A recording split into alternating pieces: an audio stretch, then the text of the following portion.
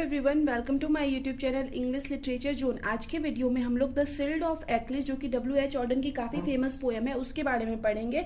तो वीडियो शुरू करते हैं। वीडियो जो है काफ़ी इजी लैंग्वेज में होगा। वीडियो के थ्रू अगर आपका हेल्प होता है, वीडियो आपके सिलेबस का है, तो प्लीज़ आप लोग वीडियो को लाइक करना, चैनल को सब्सक्राइब करना और कमेंट करके बताना वीडियो पर कैसा लगा। तो वीडियो शुरू करते हैं। The shield of Achilles is one of the best poem of English literature. English literature का one of the best poem है और काफ़ी फेमस है। इस वजह से बहुत सारे स्टूडेंट्स के मतलब सिलेबस में, बहुत सारे कॉलेज के सिलेबस में इसको मतलब ऐड किया जाता है इस पोएम को। Written by a great British American poet W.H. Auden, मतलब जिसको कि लिखा गया है एक महान British American poet W.H. Auden के द्वारा। As a poet he was much influenced by the poetry of, मतलब एक कवि के रूप में वो बहुत ज़्यादा प्रभावित थे किसकी कविताओं से? Thomas Hardy, William Blake and G.M. Hopkins. इन तीनों से काफ़ी ज़्यादा प्रभावित थे W.H. Auden. Auden was also known as a leading literary influencer of the 20th century. 20th century के 20वीं सदी के वो मतलब प्रमुख एक इन्फ्लुएंसर के रूप में, लिटरेरी साहित्यिक इन्फ्लुएंसर के रूप में जाने जाते थे। He wrote many poems in his literary career. अपने लिटरेरी करियर, साहित्यिक करियर में ढेर सारा पोएम लिखे, इंक्लूडिंग जिसमें शामिल है फ्यूनरल ब्लूज, काफ़ी फेमस पोएम है। कुछ जो काफ़ी फेमस पोएम है ना, वो तो फर्स्ट ये फ्यूनरल ब्लूज पोएम्स है। पोएम्स में क्या होता है ना, कलेक्शन है, ढेर सारा पोएम्स का कलेक्शन है। The unknown citizen one of the famous poem है, जिसपे कि हम वीडियो भी अपलोड कर रखे हैं। द एज ऑफ एंजाइटी, ये भी काफ़ी फेमस पोएम है। सेप्टेम्बर 1 1939, ये भी काफ़ी फेमस पोएम है। एंड मैनी मोर्स, और भी बहुत सारा है, बट यहाँ पे कुछ 4-5 हम फेमस पोएम को ही मेंशन किए हुए हैं। Most of his poems themes are, और ज़्यादातर जो उनका पोएम होता है उसका जो थीम्स होता है, थीम मतलब जो पोएम जो बेस्ड होता है, किस चीज़ पे बेस्ड होता है? लव पे, पॉलिटिकल एंड सोशल कंसर्न, मतलब राजनीतिक और सामाजिक मामलों से संबंधित होता है। Religion and personal morals, religion धार्मिक और पर्सनल व्यक्तिगत मॉरल्स नैतिक से रिलेटेड होता है। He won the प्यूलिट्जर prize in 1948। 1948 में उनको प्यूलिट्जर प्राइज भी मिला है। और किस पोएम के लिए मिला है? द अननोन सिटीजन के लिए मिला हुआ है। और इसका वीडियो भी ऑलरेडी अपलोड कर रखे हैं। अगर आपको वीडियो का लिंक चाहिए तो इसी वीडियो के डिस्क्रिप्शन में आपको वो वीडियो का लिंक मिल जाएगा। तो आगे अब देखते हैं। The poem the shield of Achilles, जो पोएम हम लोग का प्रेजेंट है, the shield of Achilles begins with the making of Achilles shield. ये शुरू होता है किससे? मेकिंग, मतलब एक दिखाया जा रहा है कि कुछ बनाया जा रहा है। क्या बनाया जा रहा है? Achilles sealed. एक्लिस एक मतलब क्या है? एक मतलब हीरो है ग्रीक माइथोलॉजी में, एक देवता जो कि एक ट्रोजन वॉर में काफ़ी अच्छे से मतलब एक हीरो है ग्रीक माइथोलॉजी का, ये समझ लीजिए। तो ये जो एक्लिस के लिए ना सिल्ड बनाया जा रहा है। सिल्ड क्या होता है?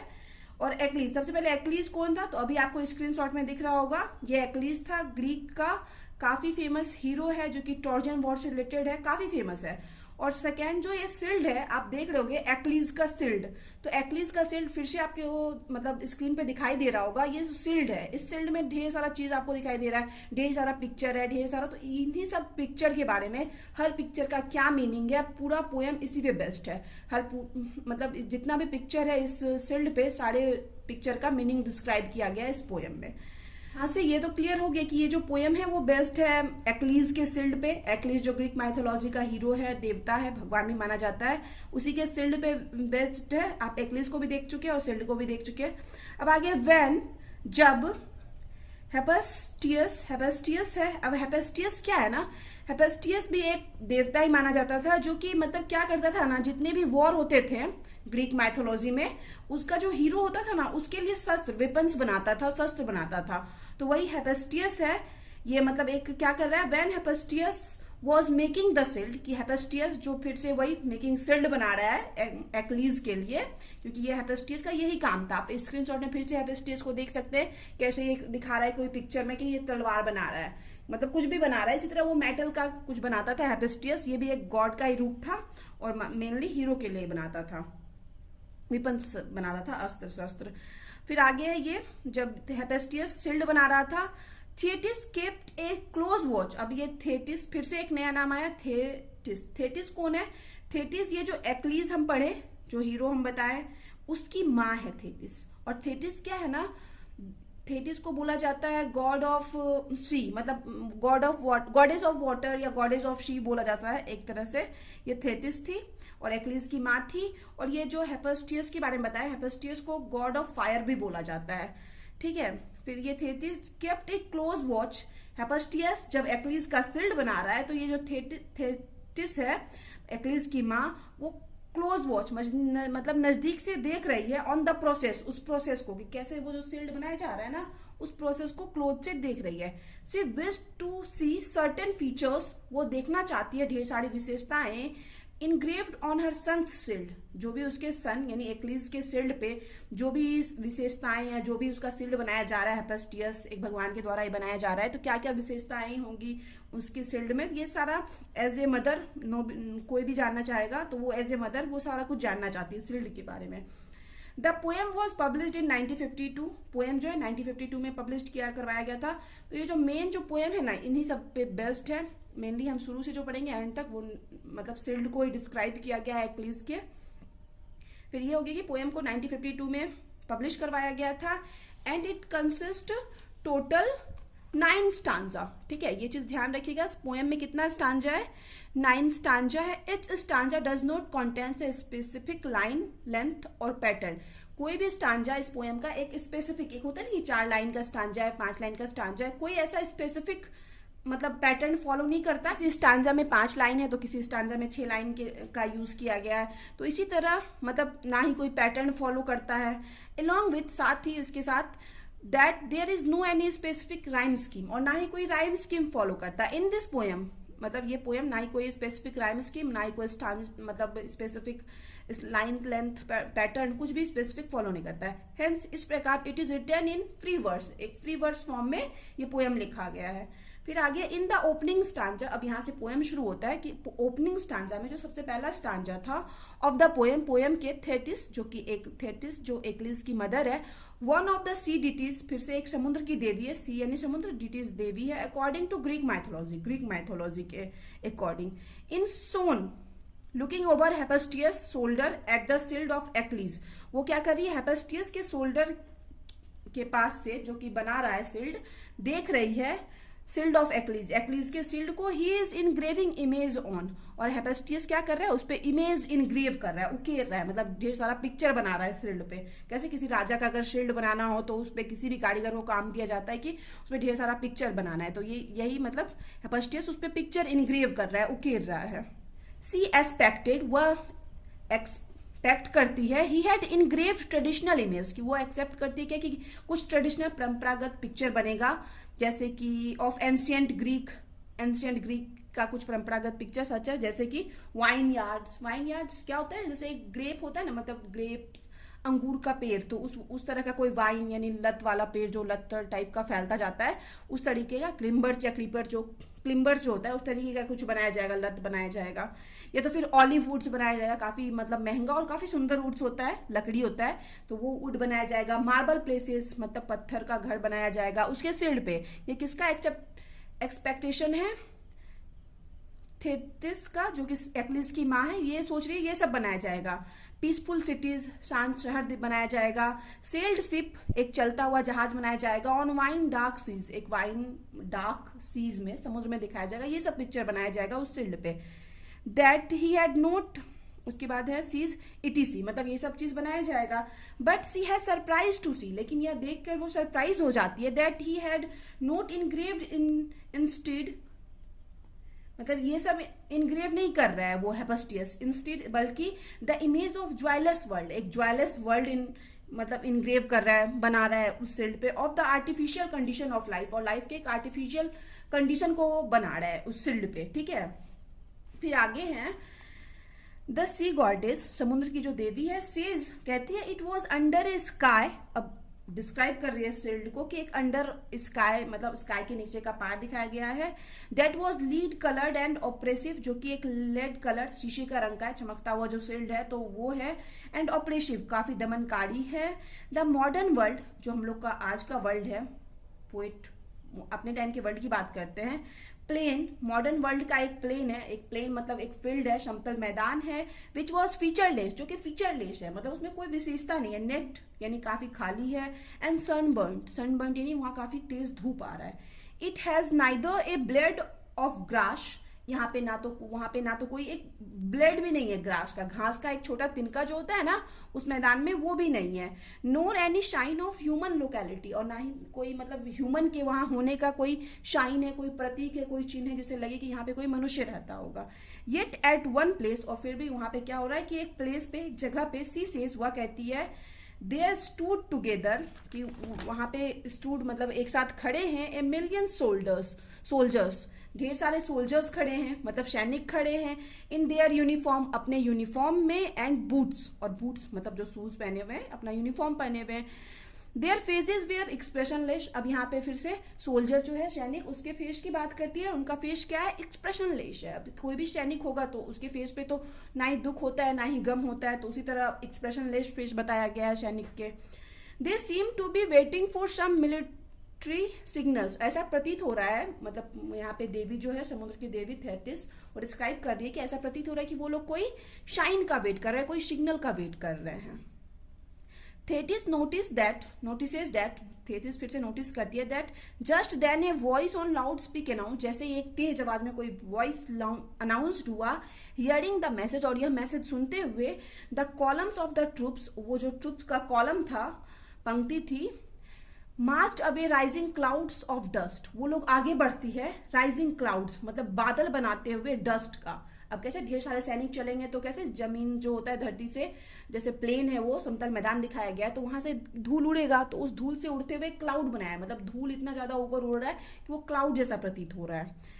They marched away from that place, वे लोग उस जगह से दूर जाते हैं। Poet refers to a place, poet यहाँ पे एक ऐसे प्लेस के बारे में बात करते हैं, where they can grieve and express their emotion, poet यहाँ पे ऐसे प्लेस के बारे में बात करते हैं जहाँ पे वो लोग अपने मतलब जो सैनिक हैं, जो एक्सप्रेशनलेस हैं, अपने दुख को, कष्ट को दिखा सके और अपने एक्सप्रेशन, इमोशन को एक्सप्रेस कर सके, अपनी भावना को एक्सप्रेस कर सके, जो भी उनके अंदर शोक है, कष्ट है। However, हालांकि इन द मॉडर्न वर्ल्ड, इस मॉडर्न वर्ल्ड में there is no such place, ऐसा कोई भी जगह नहीं है। मतलब W.H. Auden है ना, उस टाइम का उस सीन्स को के थ्रू मॉडर्न सोसाइटी पे कमेंट कर रहे हैं, व्यंग कर रहे हैं, दिखा रहे हैं, मेनली फोकस W.H. Auden का मॉडर्न सोसाइटी पे, बट मतलब सीन्स हम लोग को दिखा रहे हैं वो एक्लीज के टाइम का। फिर आगे है, then Thetis turned her eyes, उसके बाद थेटिस, ये सारा जो सीन है ना, ये कोई युद्ध का सीन नहीं है, ये एक्लीज का जो शील्ड है उस पर बना हुआ पिक्चर है, और जिसको कि एक्सप्रेस कर रही है उसकी माँ।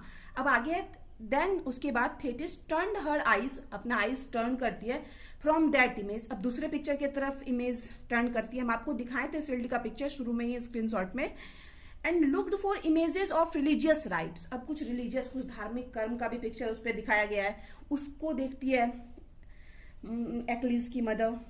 सच as that of young cows decked with white flower garlands, की कुछ यंग काउ मतलब छोटी गायें हैं, ज़्यादा बड़ी नहीं है, उनको वाइट फ्लावर का गार्लैंड्स, माला पहनाया गया है। That of man pouring forth wine in honour of a god, और एक मैन है जो भगवान के ऑनर में, सम्मान में उनको वाइन समर्पित कर रहा है, शराब समर्पित कर रहा है। और that of man offering any other sacrifice, और वो जो मैन है ना, मतलब भगवान के लिए कोई भी सेक्रीफाइस, कुछ भी सेक्रीफाइस करने के लिए रेडी है। All that she found on shining metals, मतलब जो भी उस शाइनिंग मेटल्स, मतलब वो जो शील्ड है, चमकता हुआ शील्ड होगा, लोहे का ही होता है जो भी सैनिक के पास रहता है, तो जो भी वो पाती है उस शील्ड पे, a reference of the shield of Achilles, मतलब एक्लीज के शील्ड पे, समथिंग एल्स, वो कुछ और ही रहता है, नॉट मैचिंग हर एक्सपेक्टेशन, कि वो उसके एक्सपेक्टेशन से मैच ही नहीं करता, जो वह चाहती है, मतलब एक्लीज की जो मदर चाहती है थेटिस की, जो उसके बेटे के शील्ड पे हो, उसके एक्सपेक्टेशन से बिल्कुल अपोजिट उसके शील्ड पे बनाया गया picture. There should have been an altar, एक एल्टो बनाया गया है। एल्टर क्या होता है ना, या तो एक ऐसा टेबल होता है जिसपे कि शराब, वाइन, ये सब रखा गया हो भगवान के लिए, वहां जो भी देवी देवता को पूजा हो रही है उसके लिए, या तो फिर बलि का एक वेदी होता है जहाँ पे बलि दी जाए, तो वो चीज रेडी किया गया। फिर आगे, but instead of such image, लेकिन इन सब इमेज के अलावा, सी नोटिस्ड, फिर से वो दूसरा इमेज को नोटिस करते, क्योंकि ढेर सारा पिक्चर बना हुआ है एक्लीज के शील्ड पे, फिर से एक बार आप स्क्रीनशॉट में देख लीजिए एक्लिज के शील्ड को कैसा है, सारा पूरा पिक्चर से भरा पड़ा है। और फिर आगे है ऑफ ए सेलेक्टेड स्पॉट, एक सेलेक्टेड स्पॉट को नोटिस करती है, एक सेलेक्टेड जगह को, इनक्लोज्ड विथ बार्बेड वायर, जो कि इनक्लोज्ड है बार्ब वायर से। बार्ब वायर क्या होता है ना, कटीला तार से। फेंसेस मतलब चारों तरफ से घेरा हुआ है। Depicted in the next stanza, जिसके बारे में अगले स्टांजा में बात किया गया है। प्रीवियसली पोएट हैड सेड, पहले जो पोएट कहे थे, that after watching the scenes, ये सब सीन्स देखने के बाद, not up to Thetis expectation, जो कि थेटिस के एक्सपेक्टेशन के अनुसार नहीं था, सी बिकेम डिसहर्टेंड, वो काफी निराश हो जाती, क्योंकि वो तो कुछ और चाहती थी अपने बेटे के शील्ड पे, यहाँ पे तो कुछ और बनाया हुआ है। हेयर द पोएट हिंट्स, यहाँ पे पोएट हिंट्स करते हैं एट ए प्लेस, एक प्लेस के, क्या कि आर्बिट्रेरली चूजन और taken away from a person, यहाँ पे क्या हो रहा है कि मनमाने ढंग से एक आदमी को चूज किया गया, उस इंसान को ले जाया जा रहा है। मोर ओवर सी साव, और फिर वह देखती है that there were board official, वहाँ पे कुछ बोर्ड ऑफिशियल, कुछ अधिकारी हैं बोर्ड उबे हुए, एंड सोल्जर्स ऑन गार्ड, और कुछ गार्ड भी हैं, सोल्जर्स हैं जो गार्ड कर रहे हैं, रक्षा कर रहे हैं। There was also a crowd of ordinary people, कुछ ऑर्डिनरी सामान्य लोगों का भी भीड़ है वहाँ पे। They watch the carrying of 3 pale man, वो लोग देखते हैं कि यहाँ पे हम बोले थे ना कि कुछ आदमियों को ले जाया जा रहा है, तो वहाँ पे वो लोग देखते हैं कि 3 पेल मैन मतलब 3 कमजोर आदमी को ले जाया जा रहा है। 3 पोस्ट 3 जगहों पे, driven into the ground and binding of those man to the post, और उन तीनों आदमियों को क्या किया जाता है, अलग अलग पोस्ट पे बांध दिया जाता है। यदि यहाँ पे एक ये चीज दिखाया जा रहा है कि उन तीनों आदमी के एक तरह से बलि देने की बात की जा रही है, ठीक है, जो कि कमजोर आदमी है। थेटिस नोटिसेस दैट, थेटिस फिर से यहाँ पे नोटिस करती है that all the people of the imagined world were in the power of their despotic rulers, यहाँ पे जो भी इमेजिन वर्ल्ड है शील्ड के, मतलब शील्ड के पिक्चर के अकॉर्डिंग, उस पे सारा जो इंसान है, were imagine world were in the power of, उस पे मतलब जो एक इंसान के अंदर पावर में है, किस इंसान, जो डिस्पोटिक है, एक निरंकुश रूलर है, शासक है, उसके पावर में है ये सारा चीज। They had lost their self respect as a citizen, और वहाँ के जो लोग हैं एज ए सिटीजन अपना अधिकार खो चुके हैं, मतलब यहाँ नागरिक की बात की जा रही है, मॉडर्न वर्ल्ड की सोसाइटी की, कि यहाँ के लोग जो है ना अपना अधिकार खो चुके हैं। They were puny in their thoughts and could not hope for any help, वो लोग क्या है अपने थॉट में प्यूनी यानी शक्तिहीन हो चुके हैं। थॉट से भी मतलब एक होता है ना कि हम पूरे लाचार हैं, वो खुद को वैसा समझने लगे हैं। And could not hope for any help, उन लोगों को कोई हेल्प भी, होप भी नहीं कि उन लोगों को कोई हेल्प करेगा, मतलब मॉडर्न सोसाइटी के लोगों का, उन लोगों को आदत हो गया ऐसे रहने का, पोएट बोल रहे हैं। As they knew nobody was coming to help them, क्योंकि वो लोग जानते हैं कि कोई आए, क्योंकि मतलब ऐसा कंफर्म है कि कोई उनके हेल्प के लिए नहीं आएगा। What they had caused in the world was troubling them in return, कि जो कुछ मतलब ये क्या होता है ना, यहाँ पे जो भी वो दुनिया में कुछ किए हुए हैं उसके बदले में उन्हें क्या कर रहा है, रिटर्न में ट्रबल किया जा रहा है, परेशान किया जा रहा है। देयर आफ्टर, उसके बाद, वन डे मतलब पोएट कहते हैं कि एक दिन, those man lost their baseless pride, कि वो जो इंसान है वो अपना बेसलेस प्राइड मतलब जिसका कोई आधार नहीं हो ऐसा घमंड, एंड मतलब वो क्या करेंगे, लॉस्ट यानी खो देंगे अपना baseless pride, and died just like others died in war, और ठीक वैसे ही मर जाएंगे जैसे दूसरे आदमी वॉर में मरते हैं ना, वैसे ही उनकी भी मृत्यु निश्चित है। फिर आगे इन द 7th स्टांजा, अब 7th स्टांजा पे आगे, 9th, टोटल 9 स्टांजा इस पोएम में। Thetis then turn her eyes to look for an image, फिर से ये दूसरे इमेज की तरफ अपना आइज टर्न करती है, ऑफ एथलीट, एक एथलीट का पिक्चर अब की बार देखती है, टेकिंग पार्ट इन गेम्स, जो कि एक गेम में हिस्सा ले रहा है। Beside in the same image, और मतलब she also looked for an image of, मतलब वहां पे फिर एक और दूसरा इमेज देखती है, मैरी मैन, एक शादीशुदा इंसान का, मैरी मैन एंड वुमेन है, एक शादीशुदा इंसान है, dancing together to the tune of music के टोन पे दोनों डांस कर रहे हैं। अब यहाँ पे देखिए कैसे, अब शील्ड में कोई डांस कैसे कर सकता है, तो अब अगर हम जैसे बात करते हैं कि कोई भी चीज, कोई धातु का शील्ड होगा तो वो कैसे साइन करेगा, अगर कोई लड़का मतलब दिखाया गया है मैन वुमेन है तो साइन करेगा तो लगेगा जैसे कि मैन वुमेन हिलडुल रहा है, तो उसी साइन से प्रतीत हो रहा है कि वो मैन वुमेन क्या हो रहा है, डांस कर रहे हैं कोई ट्यून पे, जो अगर हिलने डुलने से जो शील्ड के प्रतीत हो रहा है।